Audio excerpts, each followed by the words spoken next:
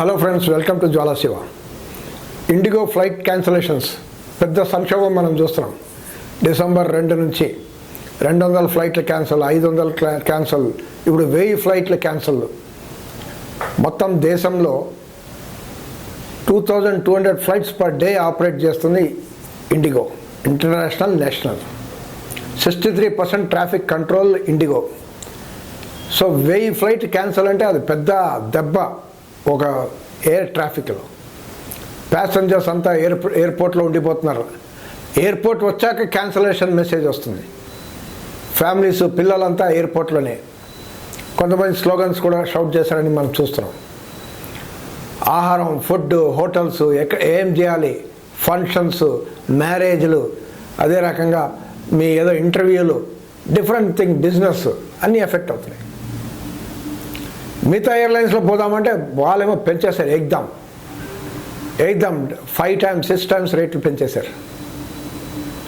So ఇది మన dynamic pricing అంటాం కదా. ఇండియన్ ఎయిర్లైన్స్లో మనం చూస్తే, ఇండియన్ ఎయిర్లైన్స్ అంటే కంపెనీ కాదు, మొత్తానికి భారతదేశ విమానయానంలో మనం చూస్తే ఈ డైనమిక్ ప్రైసింగ్ ఎప్పుడైతే పెట్టారో, అంటే ఎంతైనా ఎప్పుడైనా పెట్టచ్చు. ఈరోజు ఫ్లైట్ బుక్ చేస్తే మీకు 10,000 అవుతుంది. 4,000 ఫ్లైట్ 10,000. అంటే ఈ రకంగా దీనివల్ల ఇది ఎఫెక్ట్. ఇప్పుడు ఏంటి కారణాలు ఏంటి అంటే, అందరూ ఎఫ్డిటిఎల్ అంటున్నారు, director general of civil aviation. వీళ్ళు ఒక ఎఫ్డిటిఎల్ నిబంధనల్ని మార్చి ఒకటి ఇచ్చారు, నవంబర్ 1 నుంచి అమలు చేయాలని. అదేంటంటే ఫ్లైట్ డిస్పాచ్ టైం లిమిటేషన్స్. దీంట్లో పైలట్ల వాళ్ళ డ్యూటీ అవర్స్ గురించి ఉంది. అంటే ఏంటి, ఇంతకుముందు వారానికి 36 గంటల రెస్ట్ ఉంటే దాన్ని 48 గంటలు రెస్ట్ పెంచారు. అదే రకంగా నైట్ డ్యూటీ, అంటే రాత్రి 12 నుంచి 6 గంటల వరకు ఏదైతే డ్యూటీ ఉందో దీన్ని నైట్ డ్యూటీ అని పరిగణిస్తారు. నైట్ ల్యాండింగ్, ఈ నైట్ ల్యాండింగ్ టైం కేవలం 2 per week. ఇంతకుముందు 6 ఉండేది. అంటే వారంలో 6 రోజులు నైట్ డ్యూటీ చేయొచ్చు అనమాట, చేసేవాళ్ళు పైలట్స్. ఇప్పుడు అది 2కి తగ్గించారు. సో ఈ నిబంధనలు అమల్లో ఉంది. అమల్లో ఉంటే దాని ఎఫెక్ట్ ఈరోజు మనం చూస్తున్నాం, కొరతలు. ఇప్పుడు ఎక్కువ రెస్ట్ తీసుకుంటే మీ క్రూ అవైలబిలిటీ కూడా పెంచాలి కదా, పైలట్ల సంఖ్య పెంచాలి. అది తగినంత పెరగకపోతే షార్టేజ్, పైలట్ షార్టేజ్ వస్తుంది. పైలట్ షార్టేజ్ అంటే ఫ్లైట్ క్యాన్సల్. ఇది కాకుండా వెదర్ కండిషన్స్, టెక్నికల్ గ్లిచ్, దీనివల్ల కూడా వింటర్, క్రౌడ్, ఇవన్నీ కూడా ఉన్నాయి. ఇవన్నీ కానీ మెయిన్ రీజన్ ఎఫ్డిటిఎల్ మనం చూస్తున్నాం. దీనికి FDTL IndiGo CEO Peter Elbers ఆయనే అంటున్నారు, we're sorry, we apologise to the nation, to the passengers, we have underestimated the effect of the crew requirements అని ఆయనే అన్నాడు. వీ హ్యావ్ అండర్ ఎస్టిమేటెడ్ అంటే మేము ప్లానింగ్లో మాకు లోపం జరిగింది, మేము సరిగా ప్లాన్ చేయలేదు క్రూ రిక్వైర్మెంట్.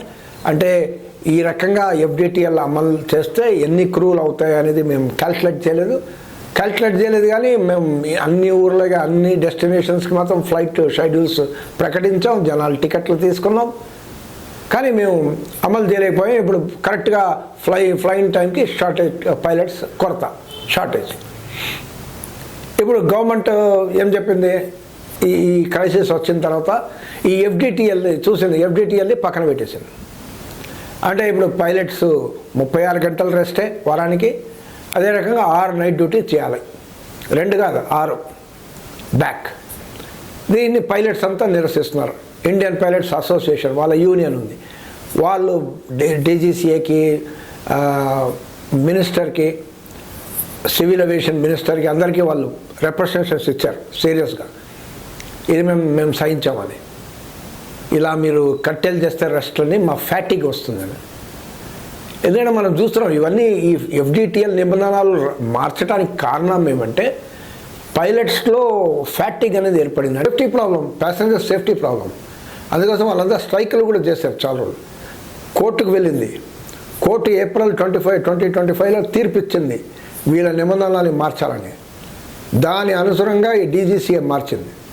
ఇప్పుడు దాన్ని పక్కన పెట్టింది గవర్నమెంట్.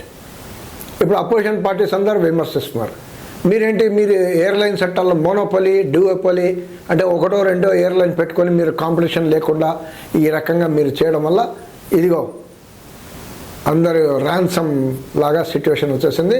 ఇప్పుడు మొత్తం విమానాలు మొత్తం కొలాప్స్ అయిపోయింది, ఎయిర్ ఇండస్ట్రీ మొత్తం కొలాప్స్ అవుతుంది అనేది వాళ్ళు విమర్శిస్తున్నారు. మినిస్టర్ గారు రామ్మోహన్ నాయుడు గారు ఆయన ఒక ఆదేశం ఇచ్చారు, మేము ఎంక్వైరీ కండక్ట్ చేస్తాం, we'll take strict action on whoever is responsible. Whoever is responsible అంటే ఎవరు అనేది మనకు తెలియదు. కోటా, పైలట్సా, డీజీసీఏనా, ఇండిగో ఎఫ్సిఓనా, ఎవరు? సో మనం వేచి చూడాలి. సో మొత్తానికి ఈ ఎయిర్లైన్ క్రైసిస్ ఒక ఎక్స్పోజ్ చేసింది భారతదేశంలో ఓ సిస్టమ్ని, ఎక్కడో ఫుల్ ప్రూఫ్ సిస్టంలో ఏదో ల్యాకింగ్ అనేది మాత్రం బయటపడింది. దీన్ని సరిదిద్దుకోవాలి. అంటే పైలట్స్కి స్టాఫ్ క్రూకి ఏదైతే రెస్ట్ అవన్నీ కల్పిస్తూ క్రూని బాగా రిక్రూట్మెంట్ చేయాల్సిన అవసరం ఉంది. ఆ రకంగా చేసిన తర్వాత మళ్ళీ ఎయిర్ క్రాఫ్ట్ మీరు ఎయిర్ బస్సు బోయింగ్లు మీరు పెంచుకుంటూ పోతున్నారు, దానికి తగినంత క్రూలు కూడా మీరు పెంచుకోవాలి.